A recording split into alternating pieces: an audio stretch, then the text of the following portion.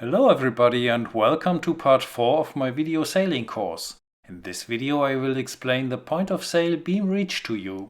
Everything I show in this video you also find in my book Learn to Sail with Captain Sailnator. There I describe everything very comprehensively step by step and explain a few more tips and tricks that I could unfortunately not show in this video. You find a link to the book in the video description. Disclaimer: this video is not meant as a solo teaching aid. It is intended as a supplement to a sailing course. Never go on board a sailboat without an experienced sailor, or rather only under the supervision of a licensed sailing instructor. Thank you very much. In the last video we learned that we cannot sail directly into the wind. The sails will be blown backwards to the stern when the bow is pointing into the wind. We have learned that we have to bear away at least about 45 degrees from the wind if we want to sail. Then the sails start to fill up with wind and we can sail diagonally forward with thrust by lift. The first point of sail is called close hauled. We also learned that the sails have to be hauled at close hauled. The jib has to be almost pulled as close as possible and the end of the boom head, is located above the leeward edge of the stern. That's what we have learned in the last video. As I said, we bore away about 45 degrees from the wind and can now use the wind for the first time for sailing. But what happens when we go on bearing away from close hauled? We go through an area called close reach till we reach the next point of sail called beam reach. Of course, you can also sail all the courses in between the points of sail, but to give it some kind of name, there are the following points of sail: into the wind, close hauled, close reach and beam reach, broad reach and downwind. The corresponding degree numbers can be found in several diagrams in my book. So we bear away from close hauled and the helmsman can give the command ease sheets to beam reach. Now the question is, how far should the sails be eased so that they are trimmed properly for beam reach? There is a rule of thumb for that. The main sheet is attached to the boom with a pulley. And on many boats it's like that. You ease the main sheet so far for beam reach that this pulley is located above the leeward edge of the hull. The crew eases the jib sheet till the jib starts to flutter. I will explain why in a few moments. If we have eased the mainsail as far as just described already on close hauled, then of course the sails are not trimmed properly for close hauled. Because of that, the whole mainsail or only its luff will probably flutter. The jib flutters too because it's currently eased too far and not yet trimmed correctly.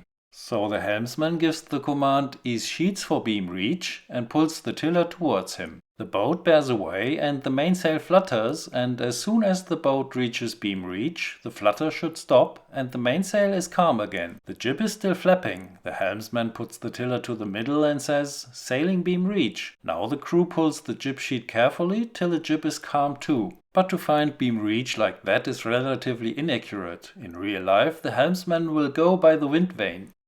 If he sails close hauled, he bears away and watches the wind vane until it's 90 degrees to the boat. Then he puts the tiller to the middle and gives the command, "Sailing beam reach."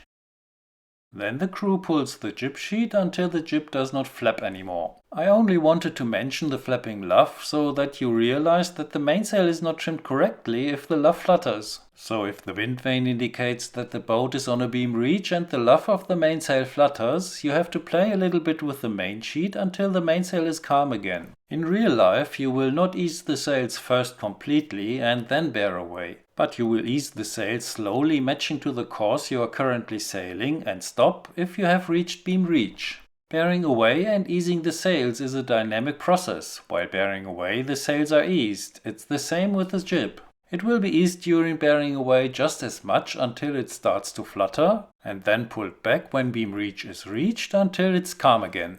So the commands were ease sheets to beam reach and sailing beam reach.